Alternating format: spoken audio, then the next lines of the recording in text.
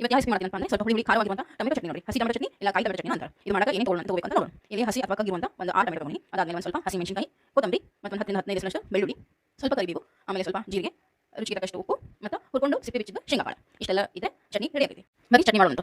ಈ ಚಟ್ನಿ ಮಾಡೋಕೆ ಆ ಹಸಿ ಟೊಮೆಟೊ ನಾವು ದೊಡ್ಡದಾಗಿ ಕಟ್ ಮಾಡ್ಕೊಳ್ತೀನಿ. ಯಾಕಪ್ಪ ಅಂತಂದ್ರೆ ಈ ಚಟ್ನಿ ಮಾಡೋಕೆ ನಾವು ಟೊಮೆಟೊನ ಫ್ರೈ ಮಾಡ್ಕೊಳ್ತೀವಿ. ಹಸಿ ಟೊಮೆಟೊ ಹಾಕಿದ್ರೆ ಅದು ರುಚಿ ಸರಿ ಬರಲ್ಲ. ಅದಕ್ಕೆ ನಾವು ಒಂದು ಸ್ವಲ್ಪ ಹಂಚ್ ಮೇಲೆ ಚಲೋ ತಂಗ ಫ್ರೈ ಮಾಡ್ಕೊಳ್ತೀವಿ. ನೋಡಿ ಈ ಥರ ದಪ್ಪವಾಗಿ ಕಟ್ ಮಾಡ್ಕೊಳ್ಳಿ. ಆಮೇಲೆ ಇಲ್ಲಿ ನಾನು ಹಂಚನ್ನ ಬಿಸಿ ಇಟ್ಟಿನಿ ಟೊಮೆಟೊ ಹುರ್ಕೊಳ್ಳೋಕೆ ಅಂತ ಹೇಳಿ. ಈಗ ಕಟ್ ಮಾಡ್ಕೊಂಡು ಟೊಮೆಟೊ ಎಲ್ಲ ಬಿಸಿಯಾಗಿ ಹಂಚಿನಾಗ ಹಾಕ್ತೀವಿ. ಅದ್ರ ಜೊತೆಗೆ ಮತ್ತೆ ಹಸಿ ಮೆಣಸಿನಕಾಯಿನೂ ಹಾಕ್ತೀವಿ. ನೀವು ಬೇಕಂದ್ರೆ ಹಸಿ ಮೆಣಸಿನಕಾಯಿ ಫ್ರೈ ಮಾಡ್ಕೋಬಹುದು, ಇಲ್ಲಾಂದ್ರೆ ಡೈರೆಕ್ಟ್ಲಿ ಚಟ್ನಿ ರುಬ್ಕೋಬೇಕಾದರೂ ಹಾಕಬಹುದು.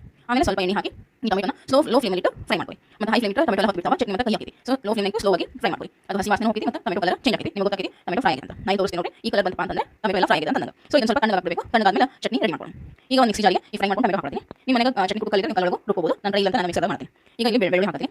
ಅದಾದ್ಮೇಲೆ ಸ್ವಲ್ಪ ಜೀರಿಗೆ, ಆಮೇಲೆ ಶೇಂಗಾ ಕಾಳು, ಆಮೇಲೆ ರುಚಿಗೆ ತಕ್ಕಷ್ಟು ಉಪ್ಪು, ಆಮೇಲೆ ಕೊತ್ತಂಬರಿ ಇಷ್ಟನ್ನು ಹಾಕಿ ನಾವು ಗ್ರೈಂಡ್ ಮಾಡ್ಕೊಂಡು ಇದನ್ನು ಗ್ರೈಂಡ್ ಮಾಡಬೇಕಾದ್ರೆ ನಾವು ನಂಬರ್ ಇಟ್ಟು ಗ್ರೈಂಡ್ ಮಾಡಬೇಡಿ. ವಿಪ್ ಅಂತ ಇಟ್ಟರೆ ಚಟ್ನಿ ಅಂತ ತರಿಯಾಗಿ ರುಬ್ತೀವಿ. ಕಲ್ಲಾಗ ಕುಟ್ಟಂಗೆ ಹಾಕಿ ನಂಬರ್ ಇಟ್ಟು ಗ್ರೈಂಡ್ ಮಾಡಿದ್ರೆ ಫುಲ್ ಪೇಸ್ಟ್ ಆಗ್ತದೆ. ಕೊಬ್ಬರಿ ಚಟ್ನಿ ಹಾಕಿದ್ರೆ ಅದರ ಪೇಸ್ಟ್ ಆಗ್ತದೆ. ಸೊ ಹಂಗೆ ಚಟ್ನಿ ಇದ್ರೆ ಟೇಸ್ಟ್ ಬರಲ್ಲ. ನೋಡಿ ಈ ಥರ ರುಬ್ಕೊಳ್ಳಿ. ಇದು ರುಬ್ಬಿದ ಮೇಲೆ ನಾವು ಅದಕ್ಕೆ ಒಗ್ಗರಣೆ ಕೊಡೋಣ. ಈ ಒಗ್ಗರಣೆ ಕೊಡೋಕೆ ನಾನು ಏನೇನು ತಗೊಳ್ಳೋಣ ಅಂತಂದ್ರೆ ಒಂದು ಸ್ವಲ್ಪ ಎಣ್ಣೆ ಬಿಸಿ ಮಾಡ್ಕೊಳ್ತೀನಿ. ಎಣ್ಣೆ ಬಿಸಿ ಆದಮೇಲೆ ಒಂದು ಸ್ವಲ್ಪ ಸಾಸಿವೆ ಮತ್ತು ಕರಿಬೇವು ಇಷ್ಟಾದರೆ ಸಾಕ್ರಿ. ಇದನ್ನು ನಾವು ಆ ಚಟ್ನಿ ಹಾಕಿದ್ರೆ ಬಿಸಿ ಬಿಸಿ ಟೊಮೆಟೊ ಚಟ್ನಿ ರೆಡಿ ಆಗ್ತದೆ. ಈ ಮಳೆಗಾಲದಾಗ ಈ ಥರ ಚಟ್ನಿ ಮಾಡ್ಕೊಂಡು ಬಿಸಿ ರೊಟ್ಟಿ ಜೊತೆ ಬಿಸಿ ಚಪಾತಿ ಇಲ್ಲ ಬಿಸಿ ಅನ್ನ ಮಸ್ತ್ ಕಾಂಬಿನೇಷನ್ ನೋಡಿ. ಈ ರೆಸಿಪಿ ಇಷ್ಟ ಆಗಿದೆ ಅಂತ ಅನ್ಕೋತೀನಿ. ಇಷ್ಟ ಆದರೆ ಸಬ್ಸ್ಕ್ರೈಬ್ ಮಾಡಿ, ಲೈಕ್ ಮಾಡಿ.